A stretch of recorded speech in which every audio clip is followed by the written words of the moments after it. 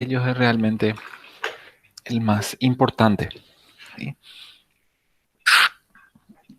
Tenemos dos teoremas que tienen nombre propio. El primero se llama teorema del punto fijo de Klein. El teorema del punto fijo es un teorema adaptado a informática, pero en realidad ya aparece varias veces en otras áreas de la matemática, el concepto del punto fijo. Lo que sí vamos a ver nosotros el enunciado, pero vamos a ver solamente la explicación del enunciado. No vamos a desarrollar, ¿sí? ¿Por qué no vamos a desarrollar? Porque no tiene tanto valor en sí mismo, ¿sí? Como el énfasis que nosotros le dimos al problema de la parada o el problema de la discriminación de funciones totales o no, ¿sí?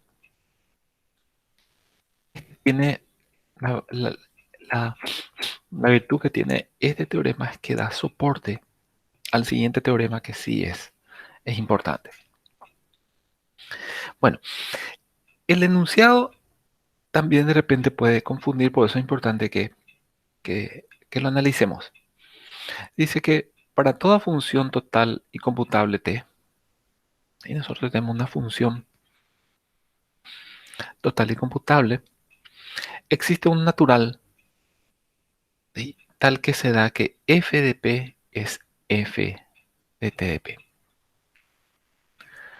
A p, entonces se le llama el punto fijo de t. Entonces, ¿quién es lo que tiene punto fijo? Una función lo que tiene punto fijo. Es como pensar, mm, eh, la derivada del punto es el mismo punto, ¿verdad? ¿Sí? Eh, f de x es x, ¿verdad? Entonces, algo así a nivel de- de- de- de derivada podemos pensar. El- la cuestión con este teorema es que realmente si vos tenés entonces cualquier función total y computable, siempre vas a poder encontrar una p que cumpla esta condición. ¿Y cuál realmente está haciendo esa condición? Esa condición está diciendo que no importa qué t elijas, vas a poder encontrar dos máquinas que computan la misma función, no la t, pero sí dos máquinas que computan la misma función, cosa que realmente no se podía, eh, no se puede hacer así en general, ¿sí? El teorema de punto fijo entonces es como una versión, mm, una, un caso particular en el cual todas las funciones incomputables que llegamos a ver, como el del halting problem, de las funciones totales, de recursivas, etcétera, etcétera, es como un caso particular en el cual sí se puede tener cierta información. Por ejemplo, tomamos una función t n más 1, la función sucesor. Esta es una función total y computable. Lo que dice el teorema de punto fijo de Klein es que existen dos máquinas vecinas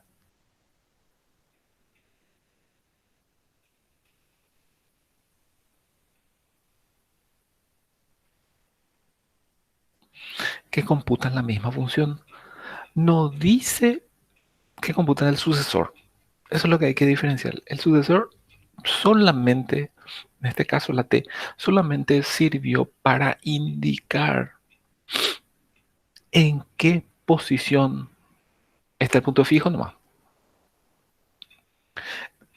La t lo único que hizo es decir, ok, dame una función total y computable y yo te doy dos máquinas que computan la misma función. No sé qué funciones, pero aquí estas dos computan la misma función. Si no- Profe, sí, una consulta. Estoy confundido. Nosotros habíamos visto que no se podía saber si dos máquinas eran iguales, si dos máquinas de Turing así hacían lo mismo. mismo. Así mismo, por eso le hablé yo de que este es un caso particular donde vos podés decir que solamente estas dos máquinas computan la misma función. Ok, vamos a poner el enunciado general que está diciendo Villalba y que tiene toda la razón de decir que es incomputable. Un ratito. Esta función es incomputable. Vamos a ponerle en rojo.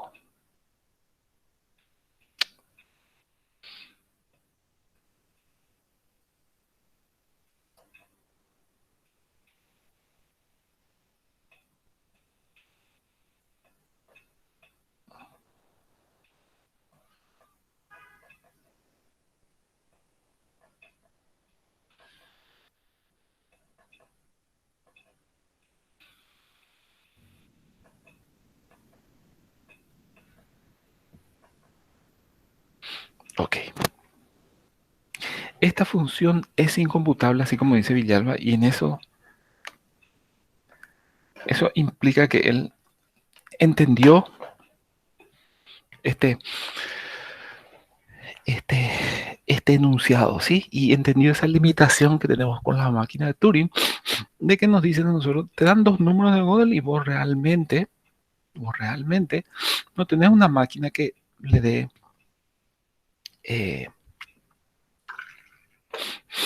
dos, dos, dos, dos números de Gödel y te puede decir si computan o no la misma función. ¿Ok? Esta función es incomputable. Ahora, ¿qué significa que esta función sea incomputable? Que no hay ninguna máquina, que pueda implementar G, ¿sí? Que sea perfecta siempre. Ahora, vos podés decir, por ejemplo, implementar esta máquina.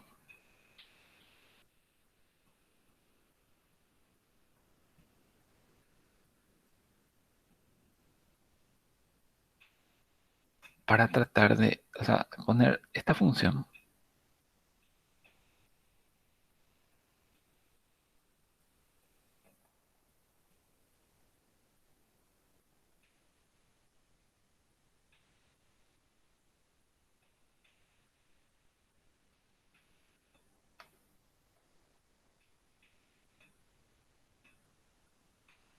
Por ejemplo, ¿sí?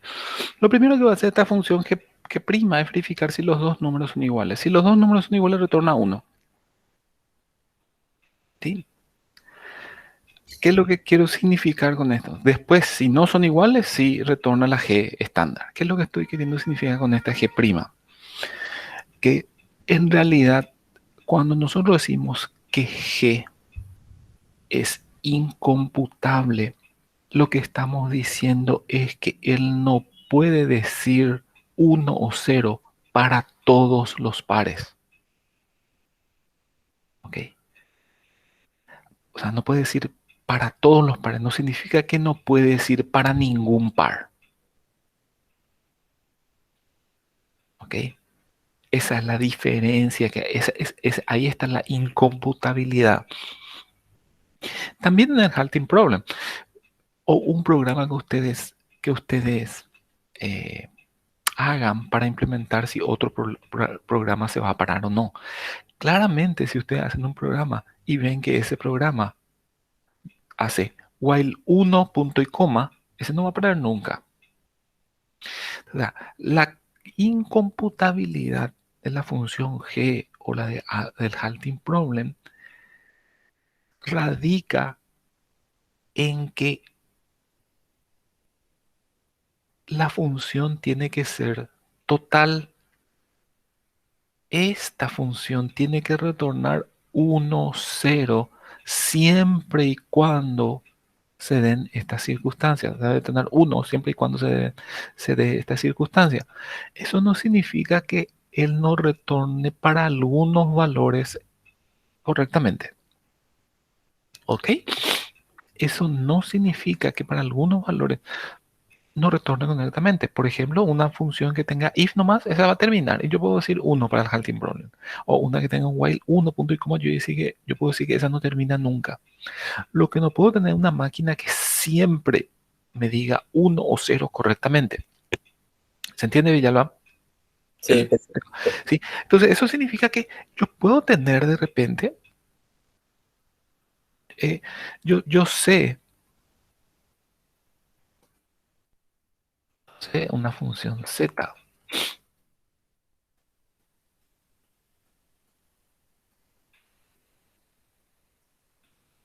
¿verdad? Yo puedo tener una función z que me da dos números de Gödel de máquinas. Este retorna un par. Yo puedo tener una versión z que me da dos números de Gödel de dos máquinas. Vamos a llamarle W e Y, que me da dos números de Gödel de máquinas que computan la misma función, siempre y cuando la X sea ¿cómo llamarle? El límite inferior en la numeración. Nosotros tenemos la máquina de Turing, ¿verdad?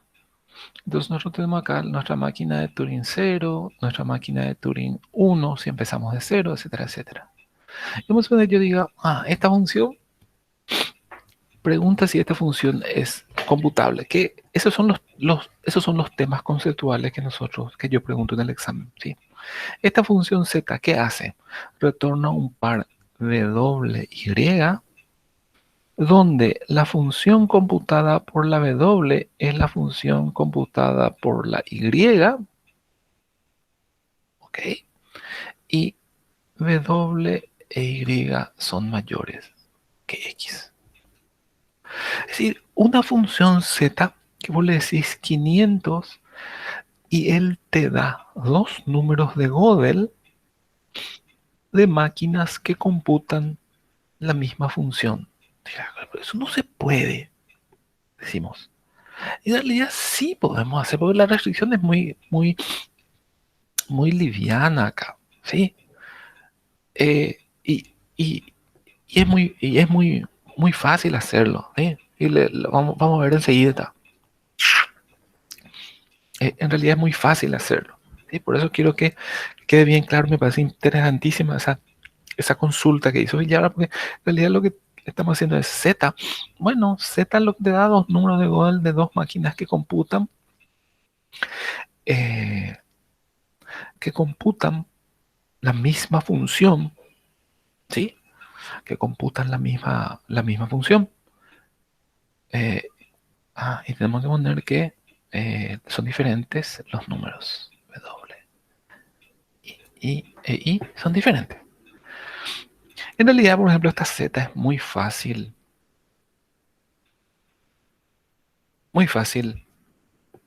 eh, eh, o sea, es relativamente fácil hacerla, Villalba. ¿Y cómo podría ser?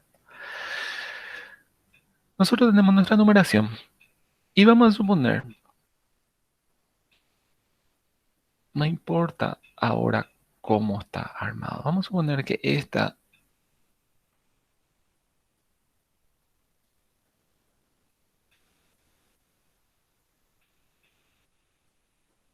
sea la máquina equiésima, ¿sí? Yo a partir de acá podría agarrar fácilmente y calcular como ustedes ya hacen en la numeración, la x más unésima.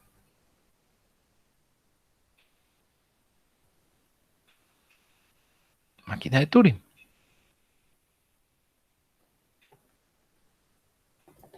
¿Ok?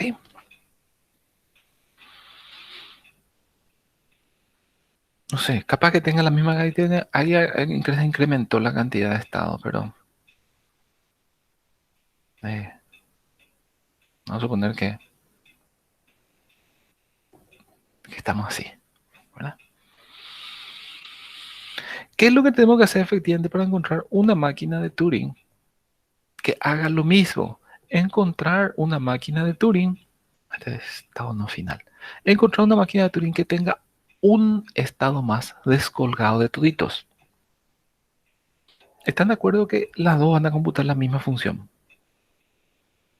Cualquier máquina o cualquier FA o cualquiera de los modelos que nosotros vimos, si nosotros le agregamos un estado más desconectado, ¿sí? Está reconociendo el mismo lenguaje. Lo mismo ocurre para las gramáticas. Vamos a poner que tenga A a la N, A a la 2N, nuestro famoso A a la 2N, B a la 3M.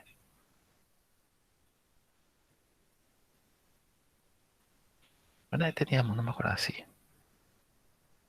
Ahora sí. Este es nuestro FA. Creo que era así, ¿verdad? No importa cómo. Si yo a este le agrego un estado más acá, desconectado, va a reconocer el mismo lenguaje. Por lo tanto, es súper fácil, ¿verdad? Es súper fácil computar Z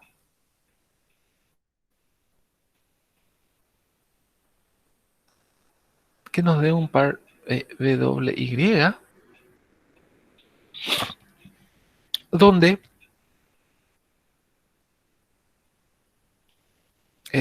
la W y la Y sean iguales. ¿Sí? Asimismo podríamos poner Z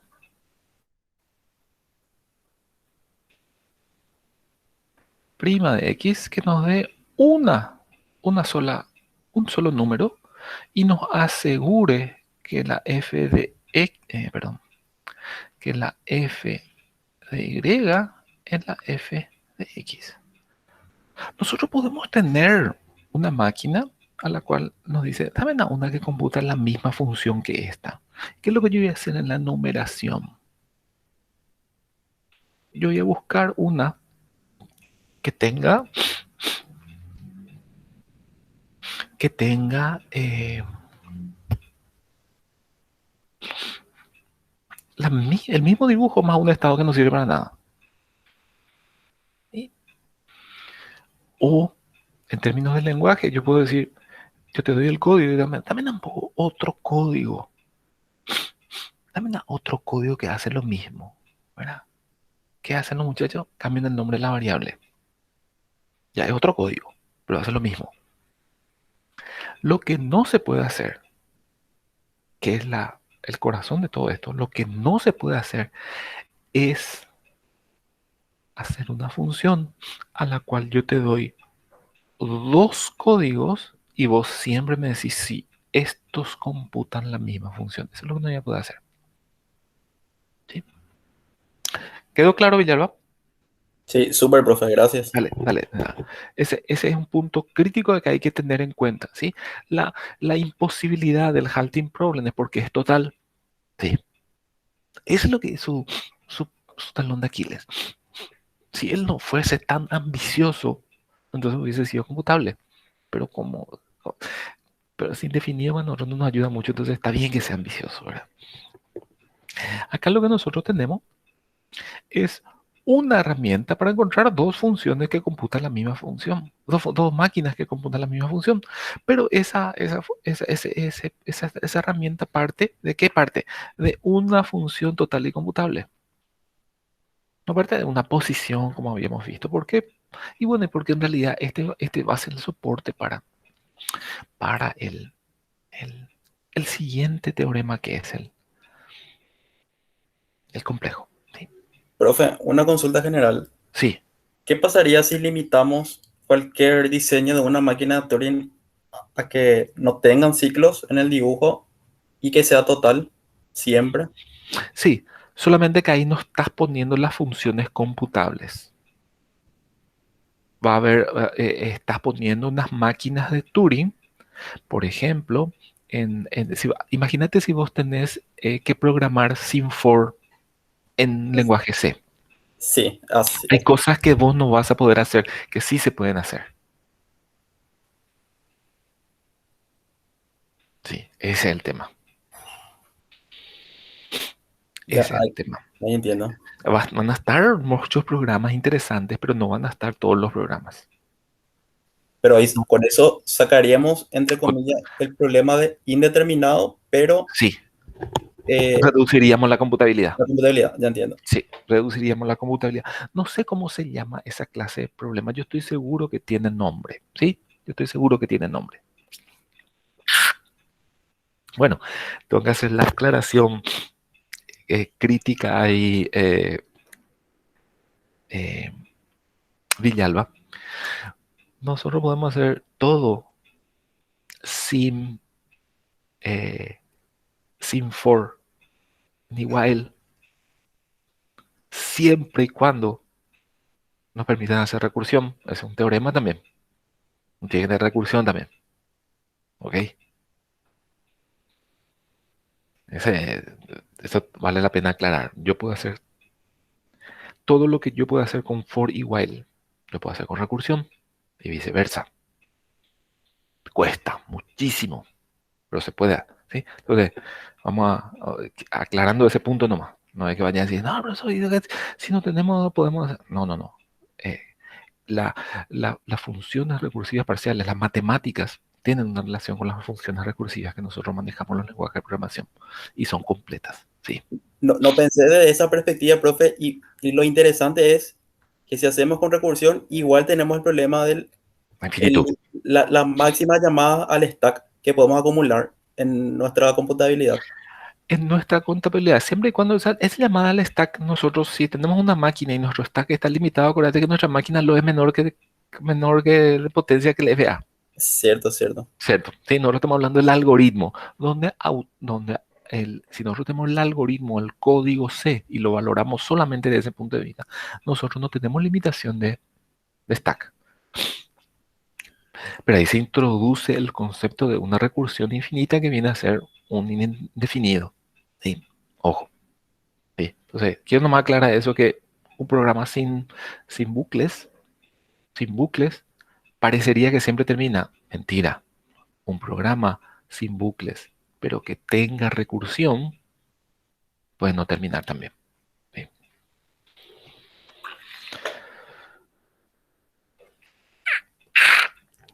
El que programó Lisp alguna vez va a saber eso, ¿verdad? Eh, Terrible. No hay ni un for ahí y no termina tu programa.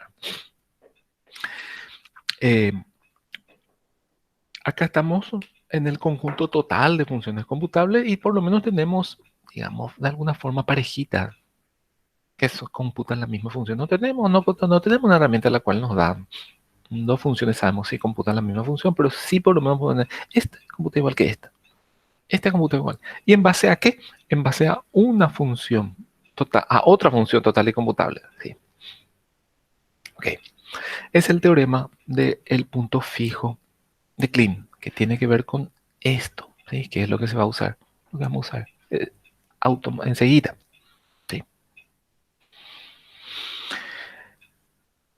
El teorema que vamos a ver se llama teorema de decisión de Rice. Y les puedo asegurar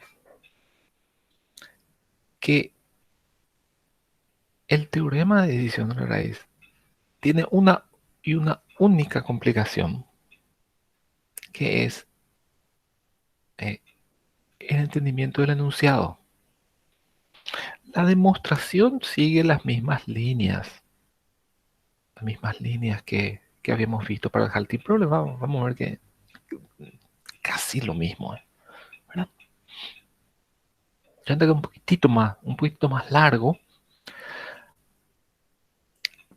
pero el enunciado, el concepto que está detrás del teorema de decisión es el, el, la diferenciación con respecto a los otros teoremas. ¿Sí?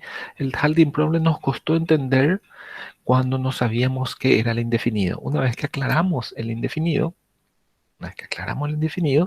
qué significa el indefinido, que era el bucle infinito, entonces ahí ya queda el significado del halting, ya es claro.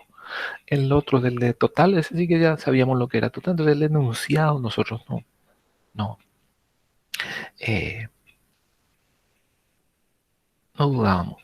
En cambio, en este teorema, noté que lo que más cuesta es entender el enunciado, ¿sí? Pero es un teorema muy potente. Vamos a comenzar. Tenemos F en azul, cualquier conjunto de función, o sea, cualquier conjunto de funciones computables. Sí, puede haber F, puede tener una función computable, puede tener dos funciones computables, puede tener 100 funciones computables, puede tener infinitas funciones computables. No importa la cardinalidad de F. Lo que sí tiene que tener es dentro siempre funciones computables. A partir de ese conjunto F se define un conjunto S. Dos conjuntos. Uno azul, que es de conjunto de funciones, y uno conjunto S, que está compuesto de ¿qué? De números. ¿Sí? ¿Y qué son esos números de Gödel?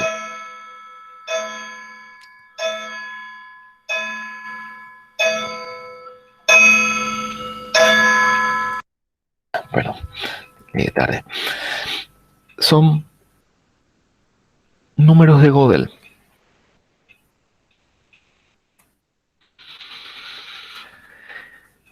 ¿Cuál es la primera característica del conjunto S? Que si hay una S, hay una X en el conjunto S, significaba que la X era un número de alguna función que estaba en F. Acá tenemos F. Vamos a suponer que está formado por la función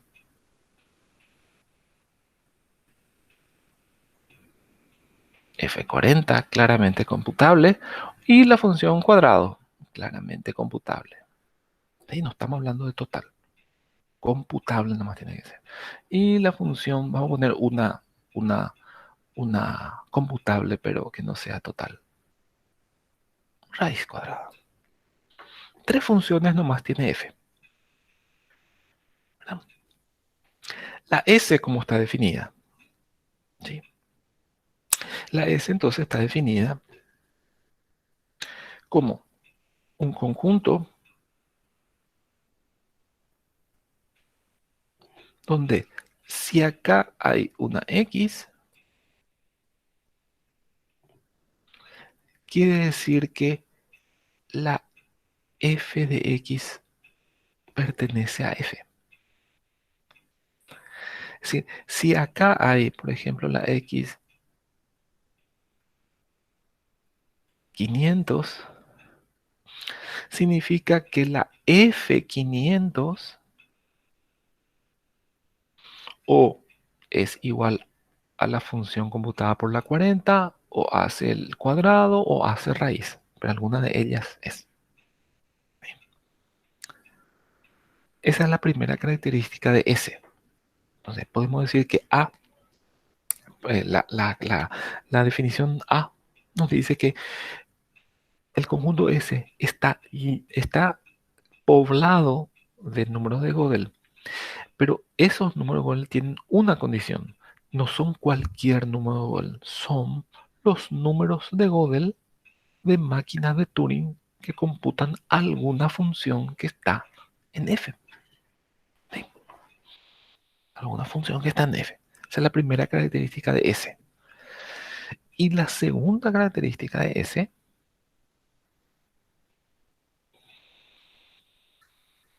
la segunda característica de S,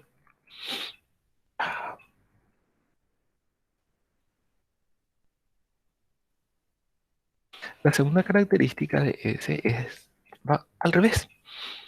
Yo tengo una función acá, por ejemplo, teníamos el cuadrado F40 y raíz. La otra característica es la siguiente.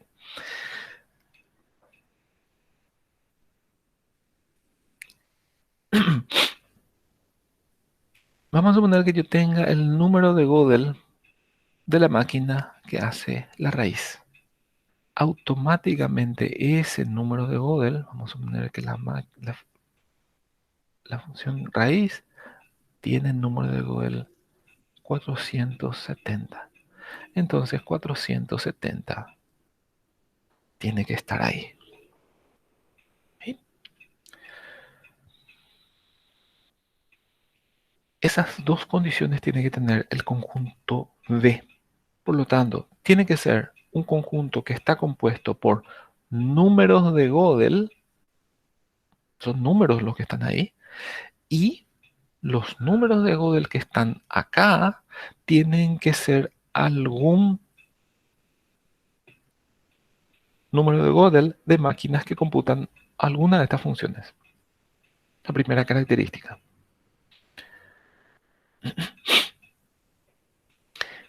La otra característica es que para todo elemento que está acá,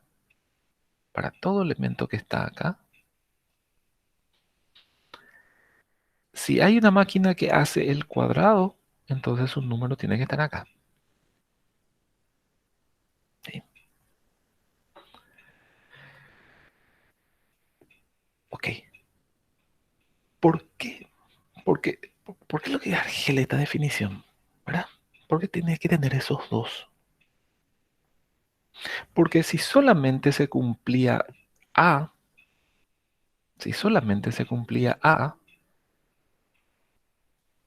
yo teniendo F40, la función cuadrado y raíz, yo podía haber formado el conjunto S solamente con el único dígito 40. Cumplía A. X está en S. X está en S, sí, el único 40. F40 pertenece a F, sí. Entonces, si yo cumplía solamente A, con ese conjunto S ya era suficiente. ¿Sí? Por otro lado,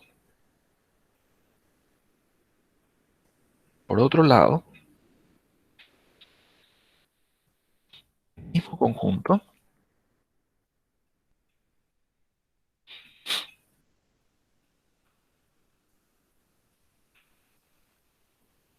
F40, X cuadrado, raíz de X, este es mi conjunto F. Si yo hiciese un conjunto que cumpla D, tranquilamente podía haber puesto los naturales acá.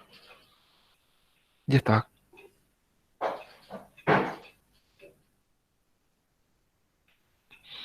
Correcto. ¿Por qué? Porque digo, le pregunto, el número de Gödel de la máquina que computa cuadrado está ahí en S, en los naturales. Sí, va a estar. Porque están los toditos. El que hace la raíz va a estar también. Sí, va a estar. Están los toditos. Y F40 sí, va a estar el 40 y todos sus iguales. ¿Sí? Solamente la combinación de A y B,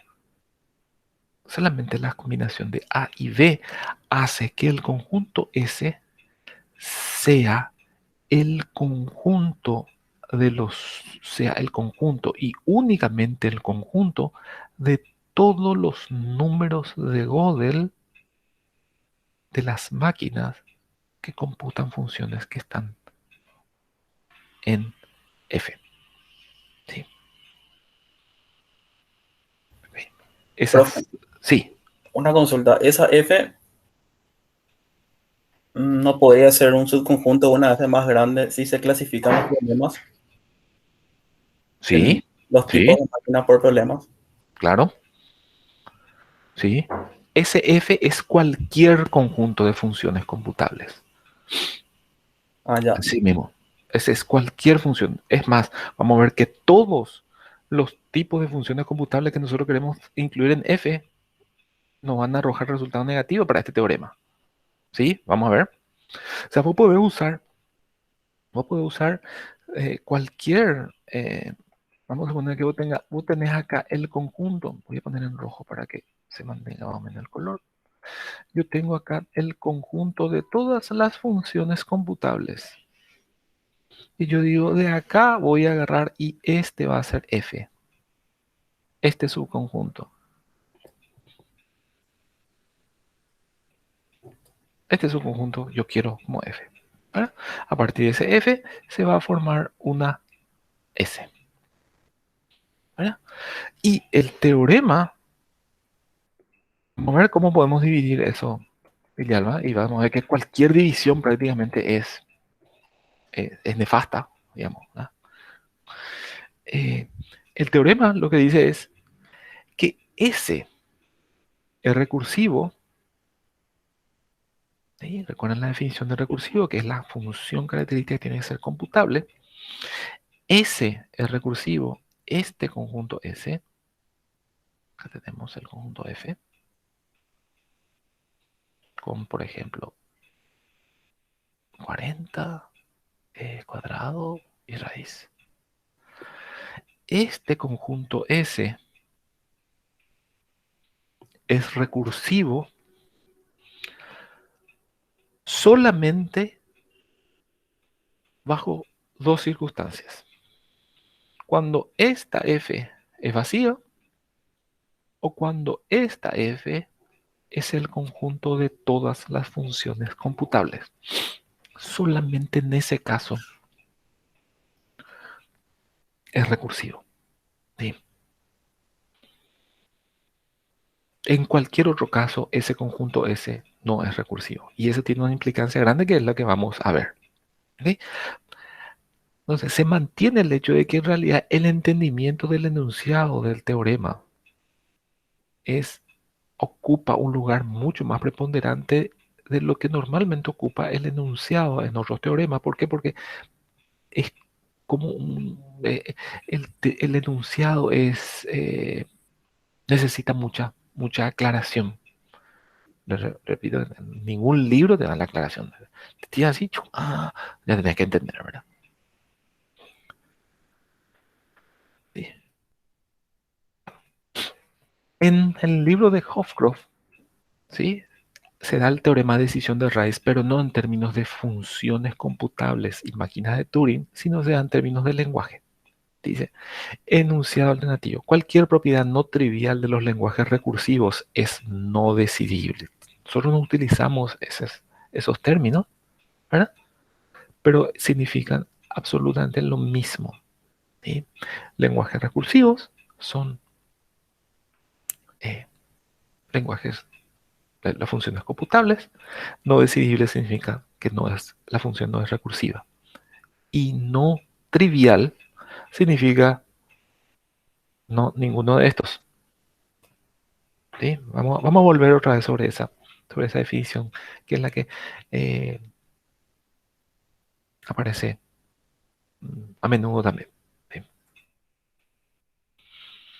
La demostración. Yo no decía que solamente era recursivo, S era recursivo solamente cuando F era el conjunto total de funciones o era vacío. ¿Sí? Y vamos a ver en esa parte, vamos a ver entonces eso. Vamos a suponer, a ver,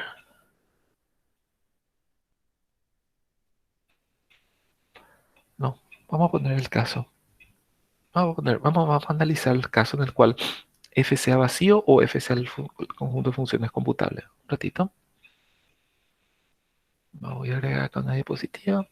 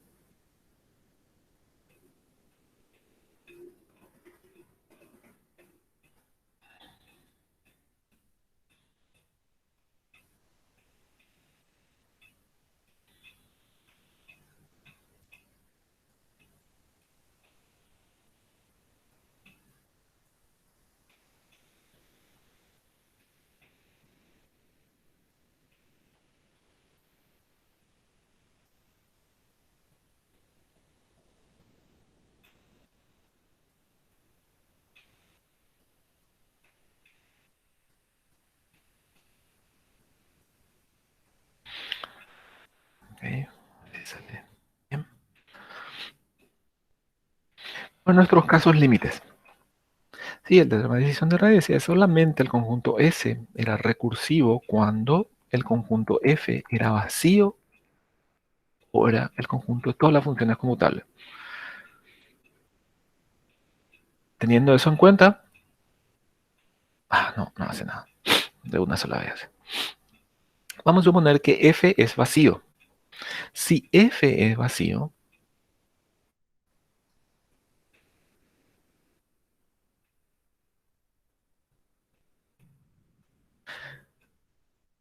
si F es vacío, significa que S también es vacío.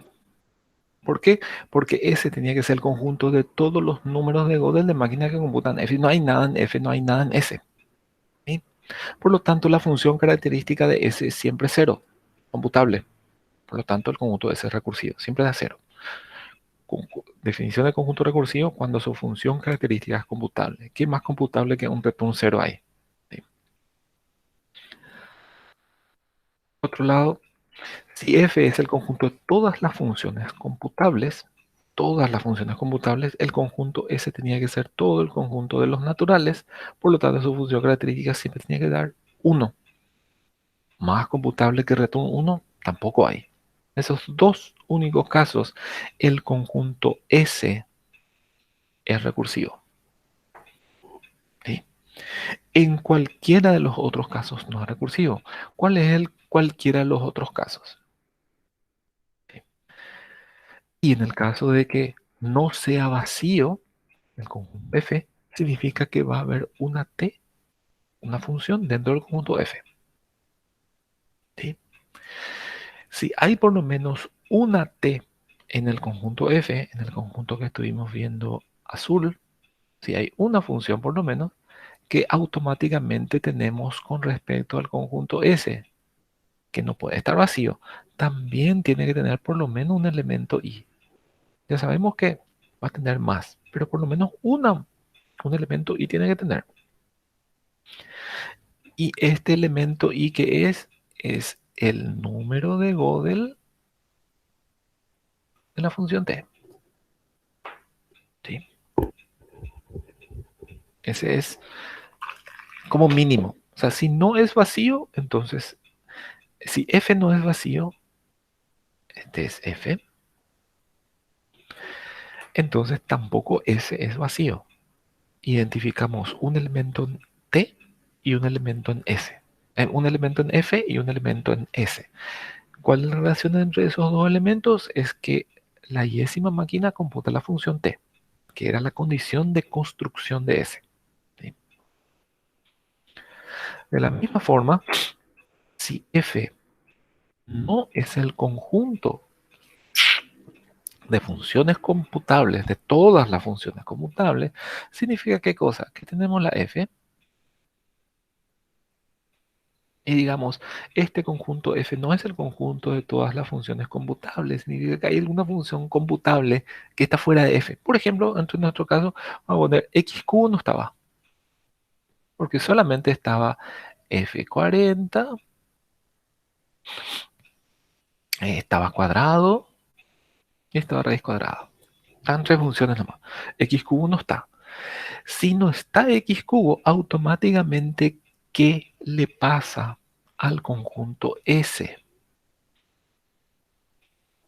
El conjunto S, el conjunto S no le va a incluir a una J, a un número, tal que lo que la J-ésima máquina computaba el cubo.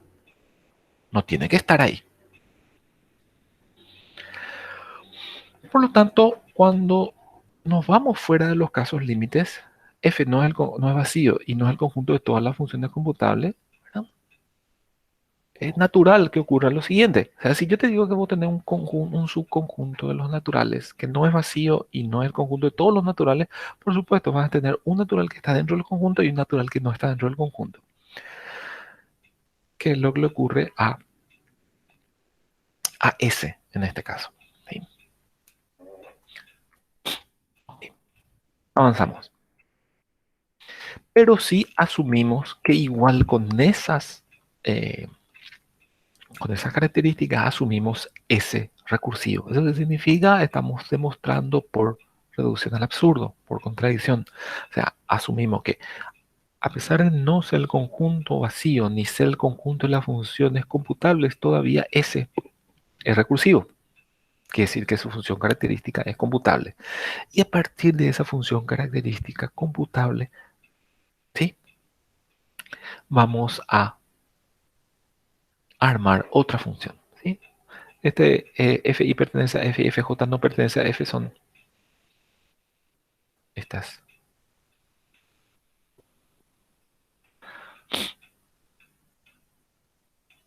Son la forma reducida de esto. ¿Sí? Vamos a armar una función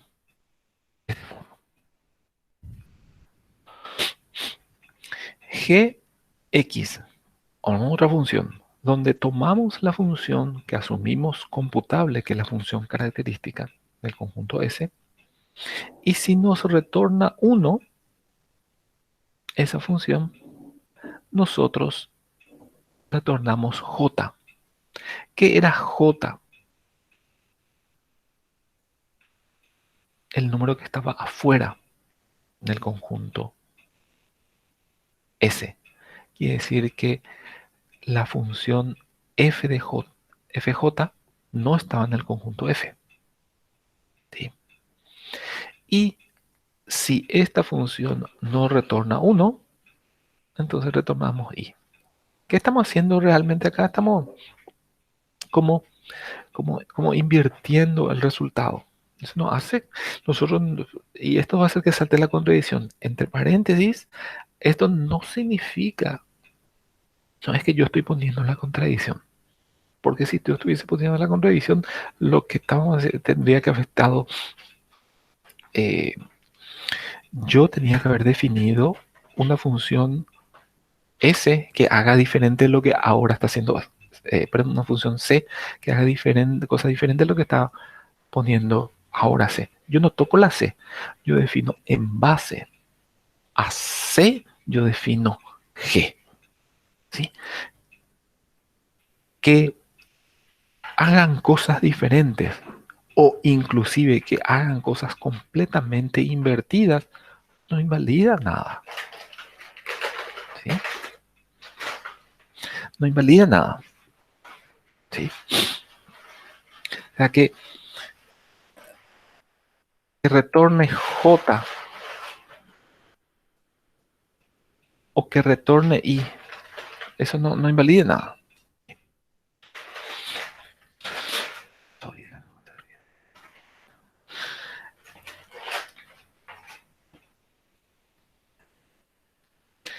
G es computable si C es computable y total. Como la función característica no puede no ser total, puede ser incomputable, pero no, si es parcial no es la función característica.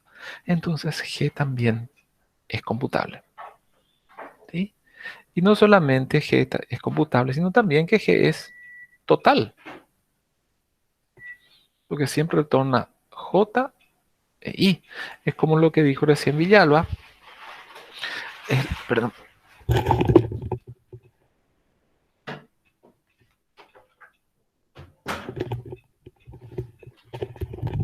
es como lo que dijo recién eh, Villalba, que en la G no tiene if nomás, ¿verdad?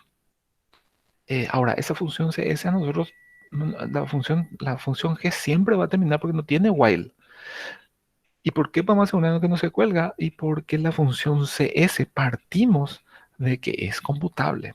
Siempre nos da un resultado.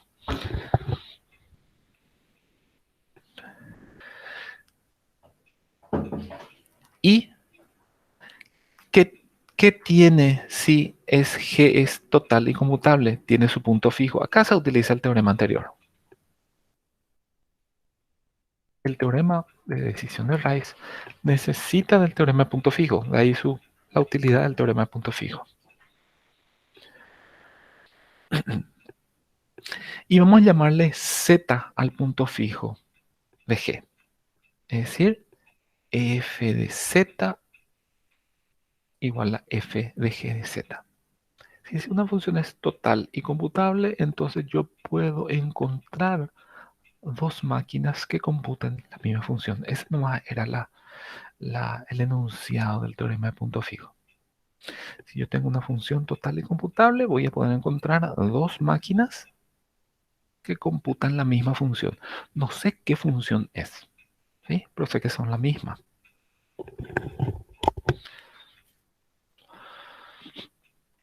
Entonces tiene su punto fijo esa función g. ¿Sí? ¿Qué es ese recursivo? ¿Verdad? Implica que nuestra función sea es computable, ¿verdad? Esta fue nuestra definición de G. Estoy poniendo todo de vuelta para sumarizar la demostración.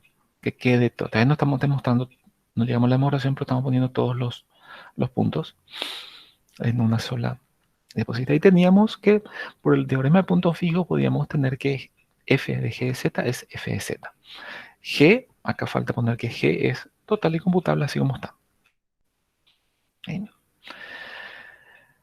¿Cuánto va a dar G de Z? ¿Sí? Si nosotros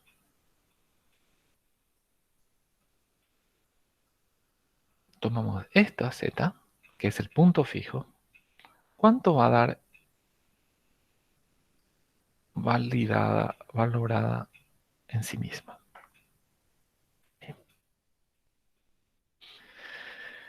Si G de Z retornó I, significa que salió por el else. Significa que C de S no es, CS de Z no es 1. El único valor diferente de 1 es 0. ¿Por qué? Porque es una función característica. Significa que es 0. Esto implica la función característica. Si CS de Z me da 0, ¿qué es lo que me está diciendo la función característica? Que la Z, ese número, es el número de una máquina de Turing que no está en F.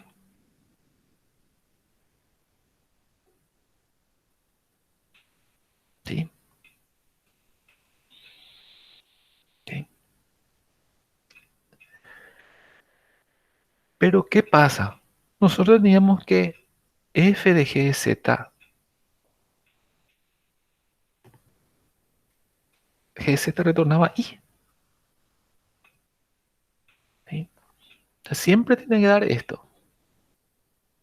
Y por un lado, nos está diciendo que este no está en F, según C, pero por otro lado nos dice que G de Z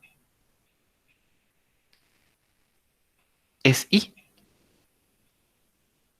Entonces, ¿cómo va a ser que F de I, que tiene que ser igual a F de Z, nos dice que este no está? Y nosotros partimos del hecho de que la iésima era la que estaba. ¿Sí? Perdón.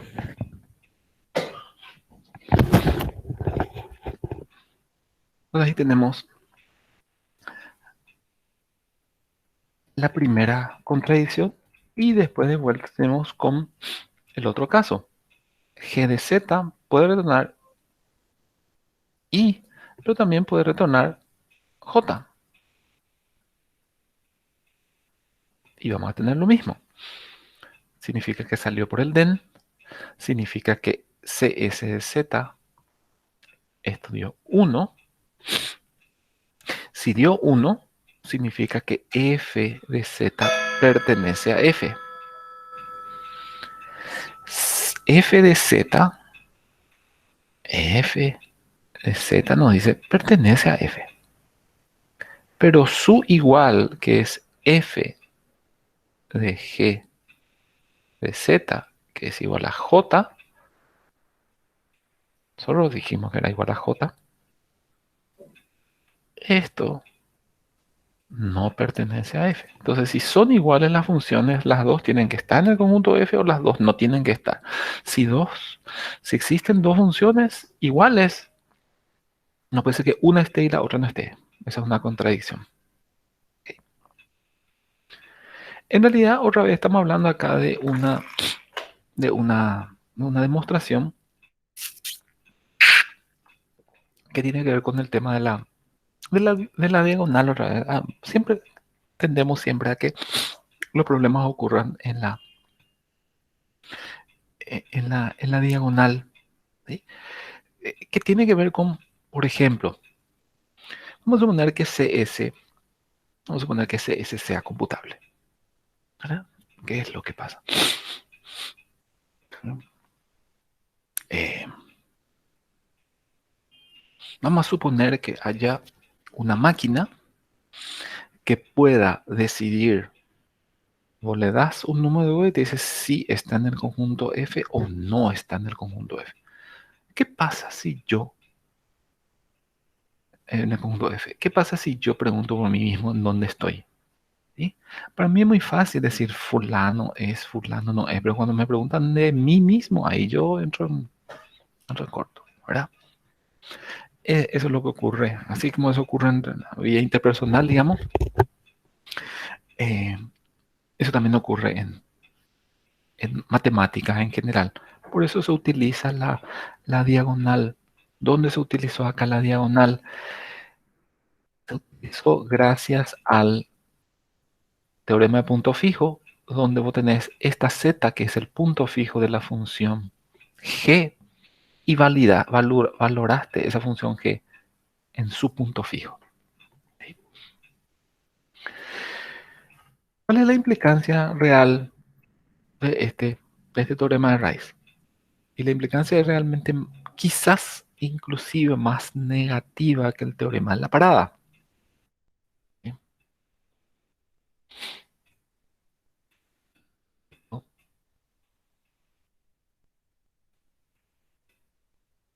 ¿No? ¿Cuál es la implicancia? Que en realidad cuando hablamos de propiedades no triviales, que yo les había dicho, ¿verdad? Vamos a tener propiedades no triviales de las funciones computables y cualquier división que vos hagas, estuvimos hablando, eh, me voy a borrar, estoy hablando de alba de, por ejemplo, acá están todas las funciones computables.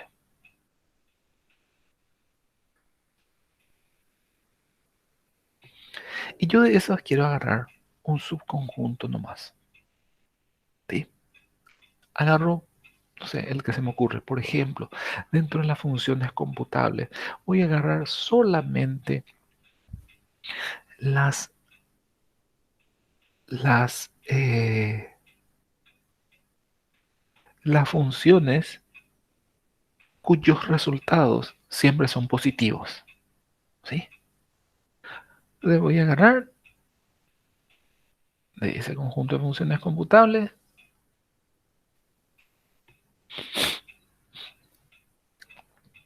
aquellas funciones que su resultado siempre es positivo. O sea, perdón, que si estamos hablando de los naturales, que no da cero, por ejemplo. ¿Verdad? Que dan de 1 en adelante. Automáticamente, ese conjunto F es una propiedad no trivial de las funciones computables, y automáticamente eso genera un conjunto S que no es recursivo. ¿Qué significa que no es recursivo? Que si yo pregunto por una X, no hay nadie, ni una máquina que me pueda decir sí. ¿Sabe qué? La máquina que computa X está acá o está acá. Está dentro o fuera de ese conjunto. Esa es la implicancia real. No tanto, todas las propiedades no triviales terminan siendo funciones incomputables. ¿Sí? Si nosotros queremos dividir ese conjunto de las funciones computables en totales y no totales, vamos fritos. Yo quiero dividir todas esas funciones computables en dos grupos. Una, las que están definidas para x10 y las que no están para x10. Las que no están definidas, no voy a poder. ¿Sí? ¿Sí? ¿Por qué? Porque esta función característica,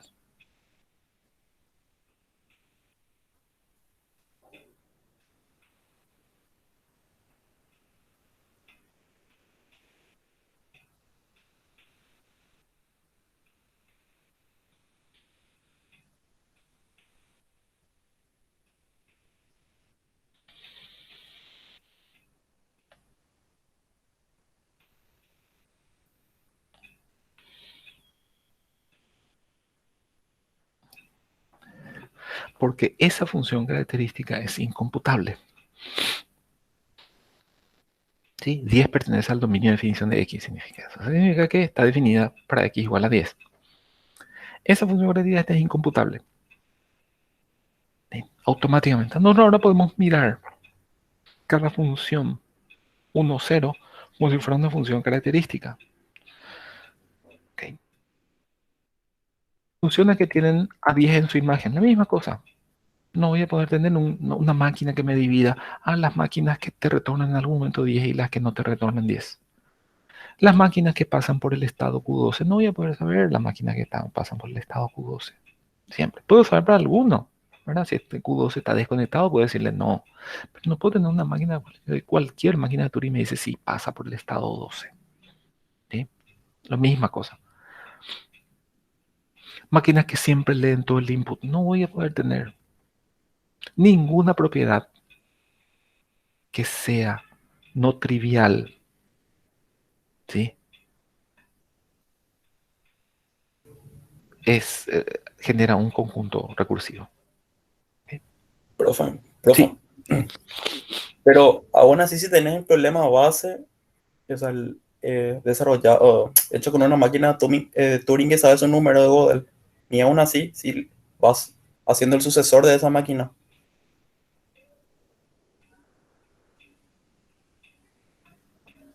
Eh, a ver si entendí bien la pregunta. Vamos a ver un momentito. Eh,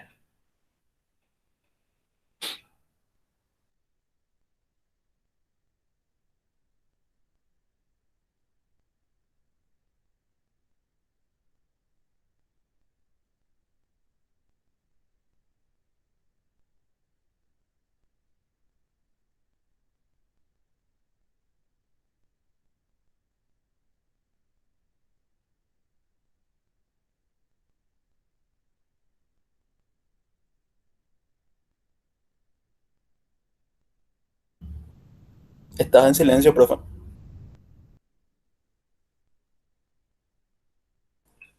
gracias, gracias, gracias. Porque hice una combinación de tecla que se le aplicaba al Chrome y no al sistema operativo.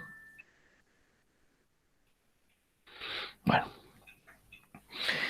Eh, a ver si entendí bien. Lo que vos me decís es, si yo tengo esta máquina de Turing,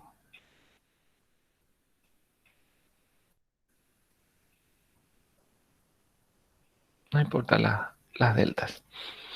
Y vos me decís, yo puedo hacer la sucesora de esa máquina de Turing. Sí, entiendo que no para todos los problemas podemos encontrar la TM base, por ejemplo, que retorne 10. Puede haber más de una TM, pero sí para determinados problemas podemos tener. Decime uno de los problemas que podemos tener y vamos a analizar eso. Estoy pensando que reconozca, por ejemplo, A a la N, B a la N. Podría comenzar con una máquina. Sí, vamos a suponer que yo tenga acá el conjunto F esté formado por el conjunto únicamente de la función a la cual yo le doy, voy a poner, vamos a violar nuestro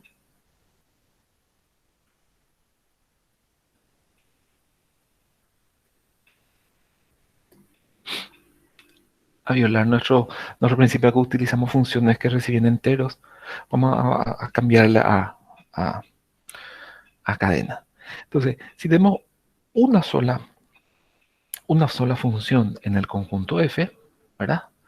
Por supuesto que un ejercicio que ustedes hicieron es agarrar esta máquina que hace A a la N, B a la N, vamos a suponer que sea esta misma, y usted puede encontrar su número de Gödel, puede encontrar el número de Gödel de esta máquina y vamos a suponer que el número de Gödel de esta máquina sea 345.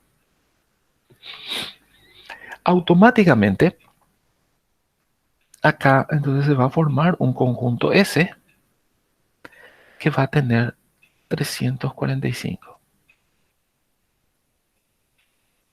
¿Ok? Según lo que yo tengo entendido, vos lo que me decís, bueno, a partir de ese 345, yo podría llegar a construir las otras máquinas que hacen A a la N, B a la N. ¿Sí? Eso es lo que me pareció entender.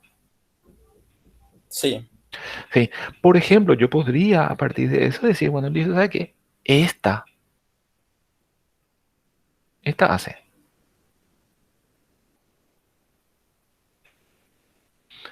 Agregándole un estado que está de más o lo que sea, ¿verdad? Ay, perdón.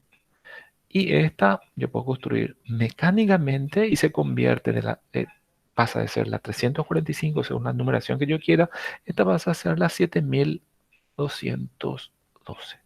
Por lo tanto, acá también va a estar la 7212. Ahora, yo te pregunto, ¿la 9300 está o no está en el conjunto rojo? Sí, esa es la cuestión.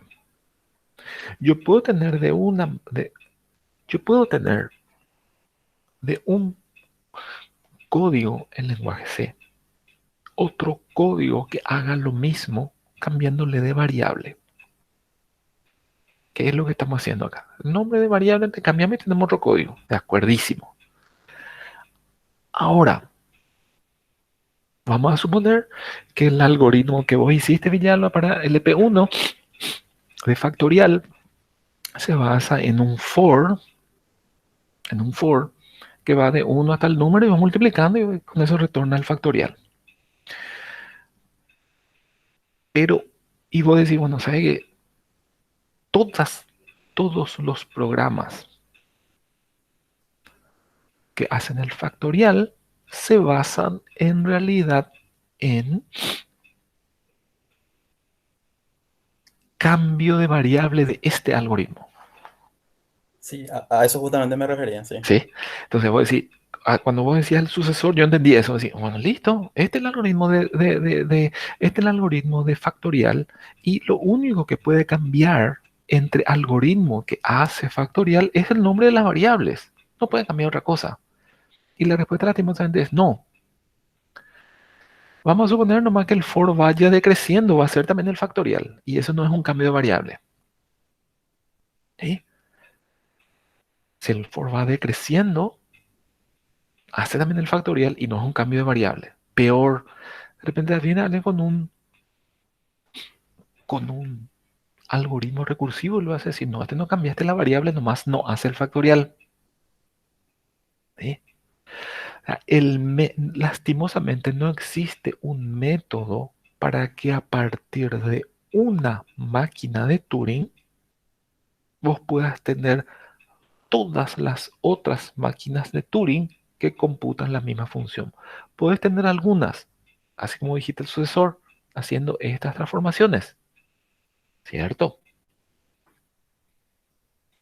pero no vas a tener todas. Y después va a venir otro que no utiliza ni factorial eh, ni decreciente, sino que hace, no sé, eh, hace un for mm, multiplicando de a 2, no sé, se me ocurre nomás, ¿verdad? Hace un for así tipo, hace for i desde el número hasta x, pero hace step 2. Entonces acá la suma, el factorial hace, qué sé yo, factorial más el número, perdón, por el número y multiplicado ya por el x más 1, porque sabe que va a ser step 2 o step 3. Y para otro for que puede hacer otro con for anidado, variando el step. ¿Ok? Esa, no existe una fórmula para obtener todos los programas que hacen algo igual a este.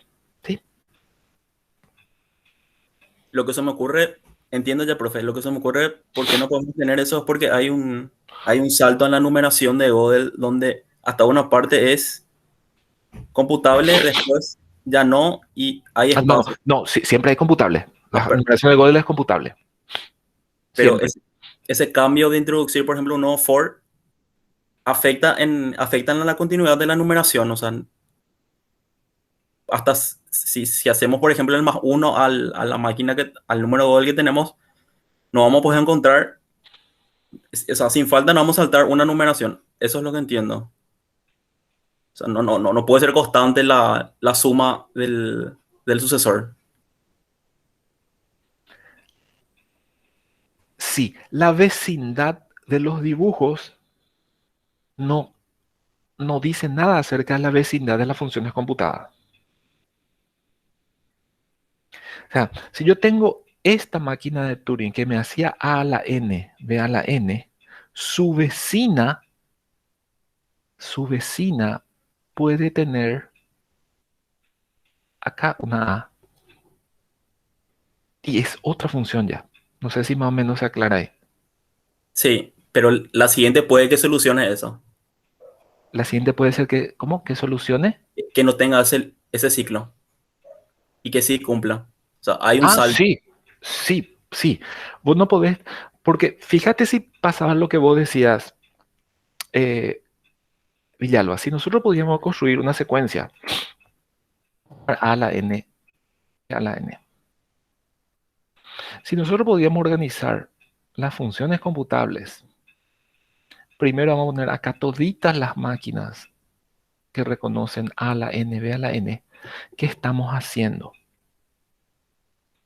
Estamos dividiendo el conjunto de funciones computables en infinitos conjuntos infinitos, porque acá hay infinitas máquinas de Turing.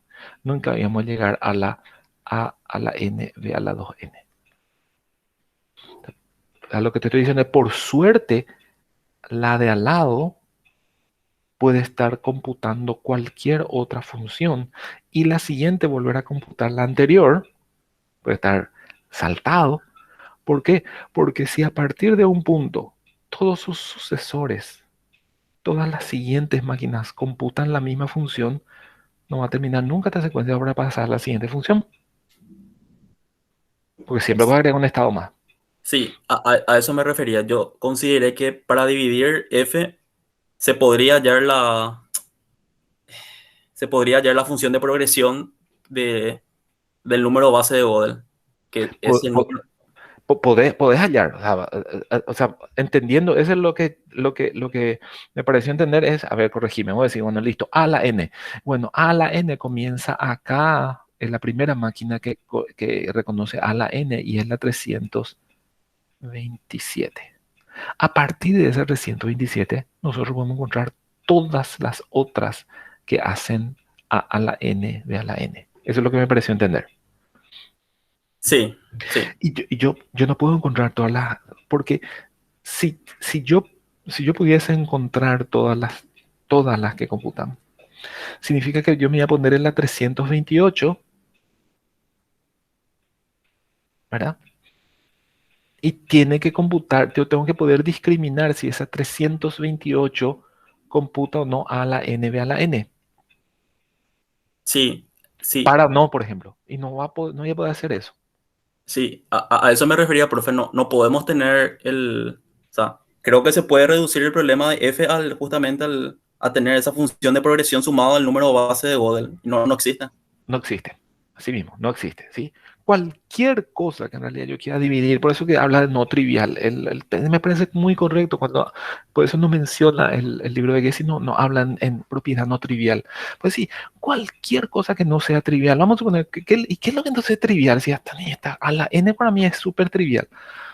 ¿Qué es lo que entonces, y me demuestra que no es trivial? ¿Cuál es lo que es trivial? Y bueno, yo digo, todas las funciones para las cuales el conjunto F está formado por todas las funciones de máquinas que hacen eh, menos de 3 pasos con el input 4. Ese sí yo puedo saber.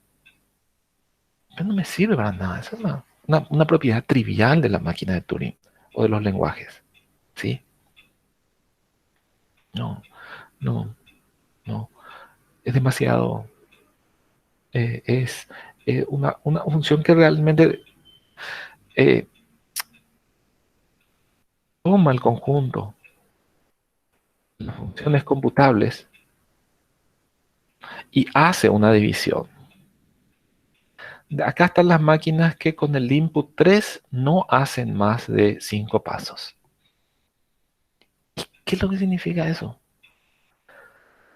¿Por qué? Porque acá en este conjunto están todas las funciones realmente interesantes. ¿Qué significa? Esto no significa mucho. O sea, eh, una propiedad que realmente no hace a, a, a la importancia, a la importancia de la computabilidad de las funciones. Como decir, bueno, listo, divido todos los jugadores de Wimbledon, digo, de Roland Garros, entre aquellos que tienen TIC y no tienen TIC. No tienen nada, ¿sí? En cambio, si yo digo, bueno, ¿sabes qué? Aquello cuyo porcentaje de primer servicio está por encima del 80%. Ahí estoy hablando de propiedades que no son triviales. Las propiedades triviales que no impactan en la computabilidad. No, no, no sirven. Y cualquier propiedad que no sea trivial, automáticamente ya es indiscriminable por cualquier otra máquina de Turing. Cualquier, eh, lastimosamente, cualquier función.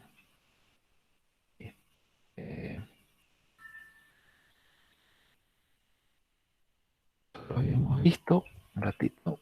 Ya, ya, una parte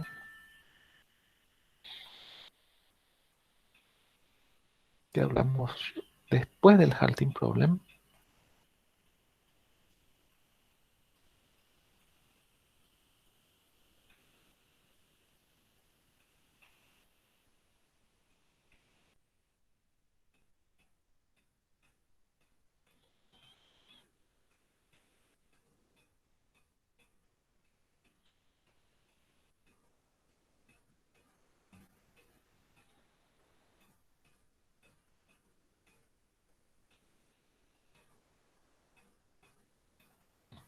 Porque no estoy encontrando.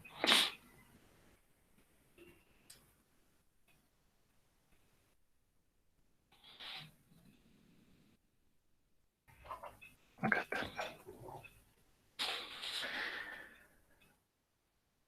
¿Sí?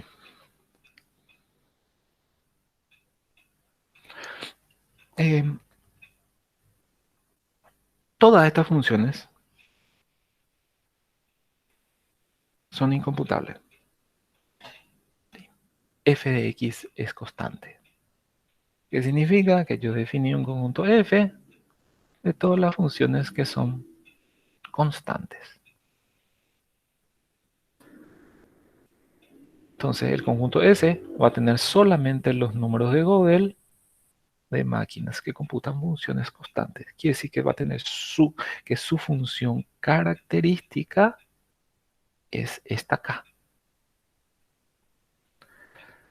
Su función característica es incomputable. ¿Sí? Y todas estas también. El, el, el teorema de raíz es un teorema muy potente, muy negativo, porque implica cualquier propiedad no trivial, ya hace que el conjunto S sea recursivo. O mencionar alguna propiedad de las funciones computables, una propiedad interesante, y automáticamente ya puedes saber que no vas a encontrar una máquina que distinga, que clasifique las funciones o las máquinas, da igual, entre los que tienen esa propiedad y no tienen esa propiedad. ¿Sí? Ahora, para demostrar, para utilizar el teorema de Rice, ¿qué es lo que yo necesito?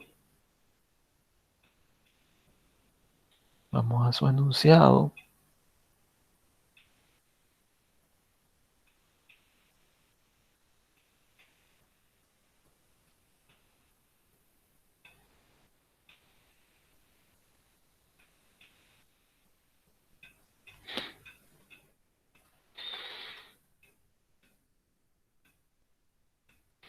Su enunciado, ¿qué es lo que yo necesito demostrar? ¿Sí?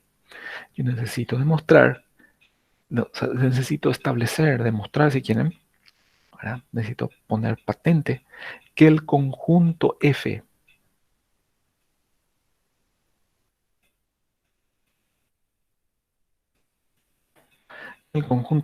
no es el conjunto vacío y que no es el conjunto de todas las funciones computables.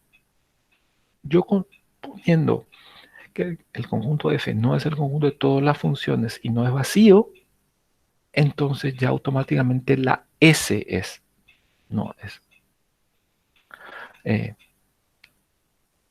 recursiva. El conjunto S ya no es recursivo. Pero mucho ojo, ¿sí? Vamos a... Así como muy importante, es fácil caer en alguna que otra inexactitud. No dice nada de que el conjunto S sea recursivamente numerable. Primera cosa. Si yo usted en el examen le pregunto, ¿es recursivamente numerable? Por el teorema de Rice, no. O sea que el teorema de Rice dice si es recursivo, nomás no si es recursivamente numerable. Y nosotros sabemos que el conjunto recursivamente numerable incluye los recursivos. O sea, no por ser no recursivo, ya no es recursivamente numerable. No dice nada de eso. ¿Okay? Primera cosa que tenemos que tener en cuenta. Segunda, el conjunto F debe ser un conjunto de funciones computables. Yo una vez quité el examen, sea F, así le puse, sea F el conjunto de funciones, conjunto de funciones X, tal que F de X sea el halting problem. Demostrar la recursión. ¿Verdad?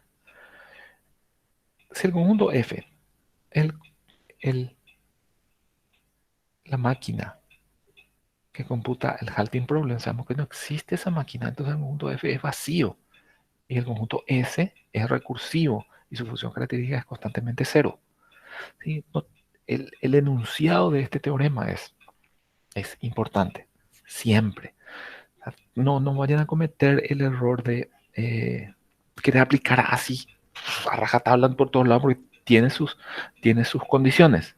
Sus condiciones son muy amplias, cualquier propiedad no trivial, pero asegúrense nada que no sea trivial. ¿Sí? Acá falta un punto más que importante. Si menciono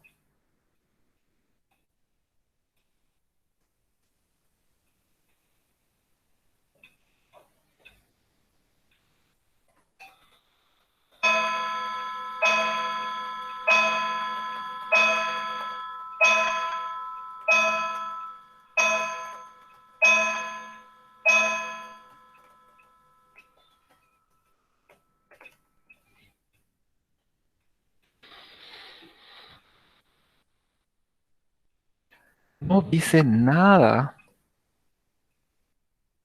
no dice nada acerca de la recursividad o no recursivamente enumerable del conjunto F. Habla de S. ¿Ok? Si recuerden, por favor, si yo defino F, el conjunto, como la función cuadrado, ¿sí? Por lo tanto, la S está formada por todos los, vamos a llamarle Y, tal que F y de Y sea el cuadrado.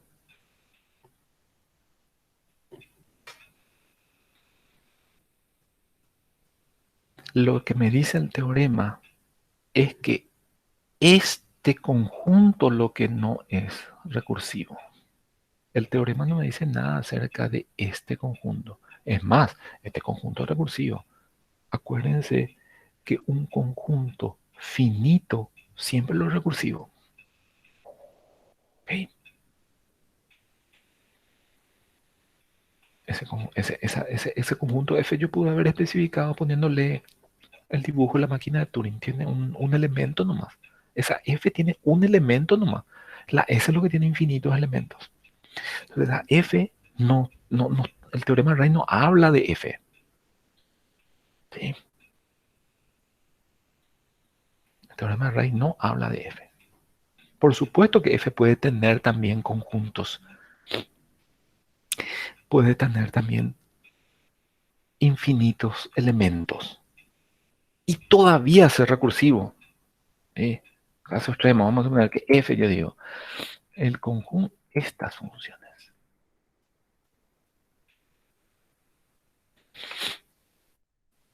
Las F van a estar formadas por E a la X, donde